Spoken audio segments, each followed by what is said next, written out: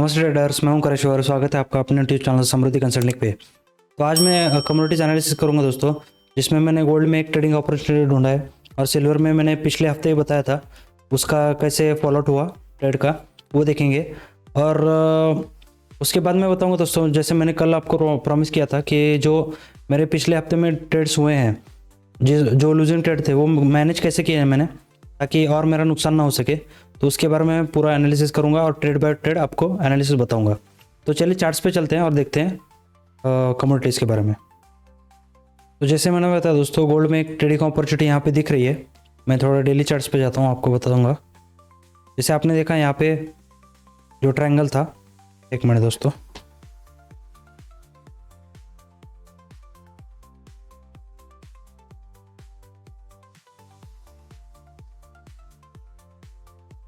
इस ट्रेड के बारे में मैंने बताया था ऑलरेडी कि ये ट्रायंगल का ब्रेकआउट होने के बाद एक लॉन्ग अपॉर्चुनिटी बन सकता है। यहाँ पे मैंने एक बाउंस पे ट्रेड लिया था, वो मैंने यहाँ पे क्लोज कर दिया। अभी आप देख सकते हैं एक अप मूव अच्छा खासा हुआ है और अभी साइडवेज जा रहा है। थोड़ा सा लोअर टाइम फ्रेम में हम अगर देखेंगे,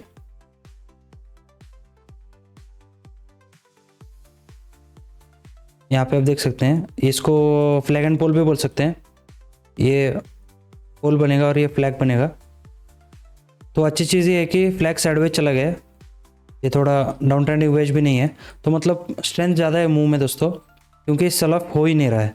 इतने बड़े मूव के बाद भी लोग अपना प्रॉफिट बुकिंग नहीं कर रहे। इसका मतलब लोगों का, मतलब ट्रेडर्स का एक्सपेक्टेशन हो सकता है कि और ऊपर जाने के चांसेस हैं, तो इसलिए शायद सेलिंग नहीं हो रही है।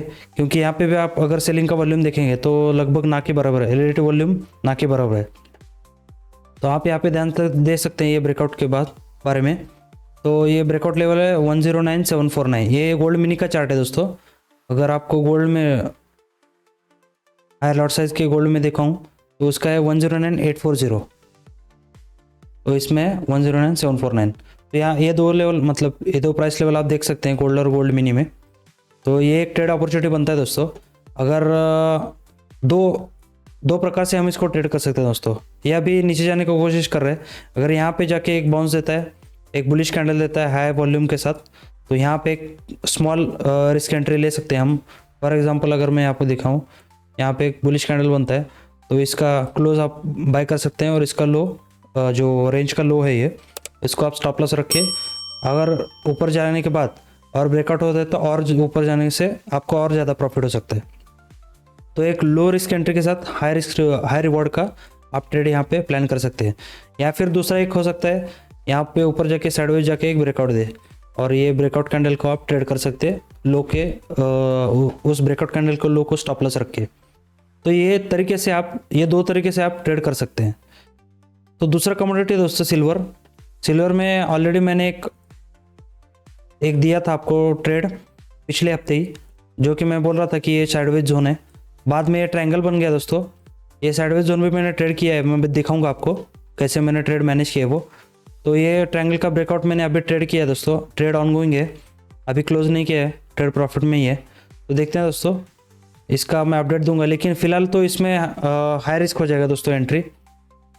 अगर गोल्ड के साथ साथ इसमें भी अगर एक ब्रेकआउट देता है 129200 का, ये सिल्वर माइक्रो का चार्ट है दोस्तों, तो एक छोटा सा स्टॉप लॉस रख के इसमें भी बन सकते हैं एंट्री। लेकिन मैं फिलहाल अभी रेकमेंड नहीं करूँगा, क्योंकि ये जो एंट्री था, ये जो ट्रायंगल का ब्रेकआउट का एंट्री था, वो लो रिस्क एंट्री था। तो इसमें अभी फ़िलहाल रिस्क लग रहा है। बाकी नेचुरल गैस में भी कोई एंट्री नहीं दिख रहा है दोस्तों।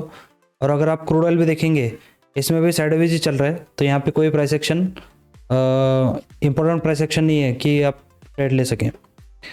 तो चलिए दोस्तों, चार्ट्स पे चल के दूसरा एनालिसिस करेंगे, जो मैंने पिछले वीडियो में बताया था कि अगर हर ट्रेड कोई प्रॉफिटेबल ट्रेड नहीं होता है। तो अगर ट्रेड लूजिंग है तो पहले ही कैसे पता चलेगा, और आप पहले कैसे निकल सकते हो बाहर, ताकि आपको और लॉसेस ज़्यादा ना हो। तो पहले मैं एनालिसिस करूँगा चार्ट्स में सिल्वर माइक्रो का दोस्तों। ये जो ट्रेड मैंने लिया था, मैं जर्नल में भी दिखाऊंगा आपको। मैं थोड़ा सा छोटा करता हूँ स्क्रीन।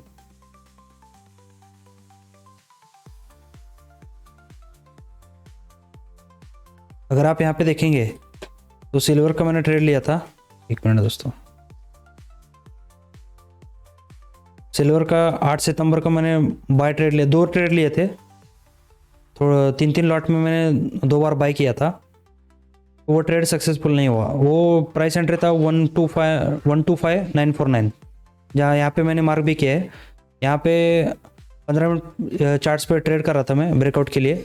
वॉल्यूम भी अच्छा खासा था, अगर आप यहाँ पे देखोगे वॉल्यूम भी अच्छा खासा था। लेकिन इस ट्रेड में एक प्रॉब्लम हुआ दोस्तों, ऊपर जाने के बाद तुरंत ही प्राइस रिजेक्शन हुआ।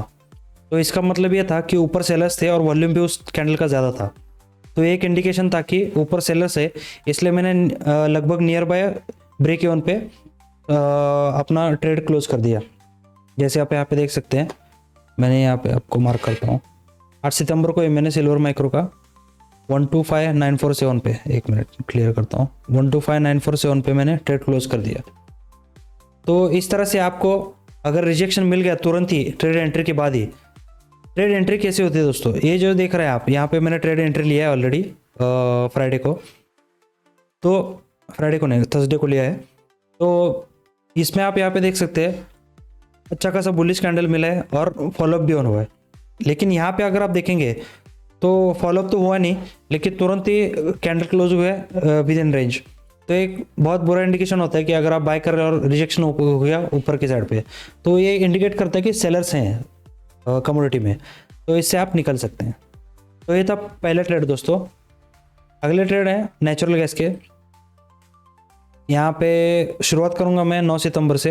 ये ट्रेड का लॉजिक भी बताऊँ तो पहले दोस्तों, अगर आप यहाँ पे ध्यान से देखेंगे तो एक वेज बनता है दोस्तों, ये जो असेंडिंग वेज है, इसके ब्रेकडाउन को मैंने ट्रेड किया था। लेकिन अगर आप देखेंगे यहाँ पे पहला ट्रेड था 274.7 पे, यहाँ पे मैंने शॉर्ट किया, नीचे गया भी। मेरा अंदाज़ा था कि यहाँ पे थोड़ा सा पार्शियल क्लोज करूँ, लेकिन यहाँ पे पहुँचने से पहले ही ऊपर चला गया, बाउंस हो गया। और जस्ट बिलो यहाँ पे मैंने एक और ऐड भी किया था, तो यहाँ मैं दिखाऊंगा आपको लेजर।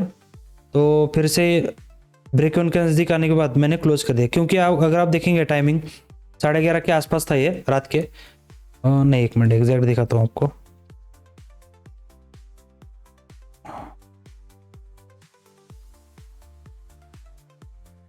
मैं आपको दिखाता हूँ जर्नल दोस्तों। मैंने 9 सितंबर को लिया था और 9 सितंबर को ही क्लोज किया था, राइट। यहाँ पे मतलब 11 बजे के आसपास मैंने क्लोज कर दिया। तो ये क्लोज क्यों किया दोस्तों, क्योंकि अगर आपका ट्रेड उसी दिन प्रॉफिटेबल नहीं रहा तो आपके पास एक प्रॉफिट मार्जिन नहीं रहता दोस्तों।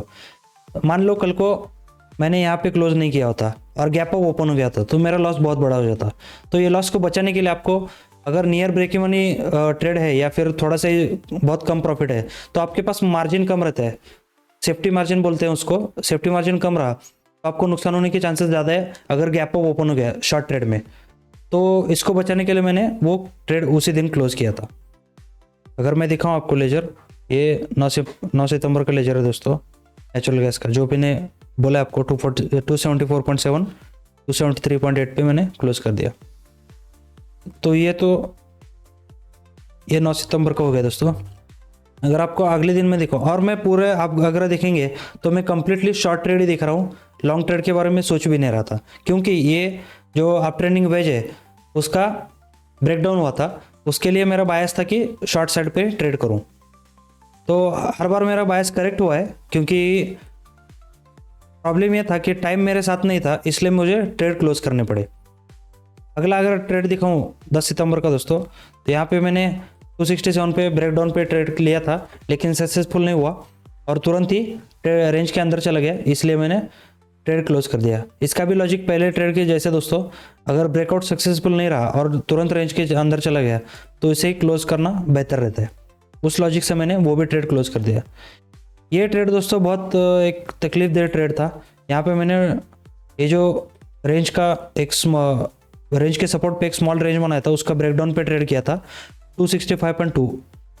तो ब्रेकडाउन होने के बाद तुरंत ही रेंज के अंदर चला गया और ऊपर मेरा ट्रेलिंग स्टॉप हिट हो गया दोस्तों।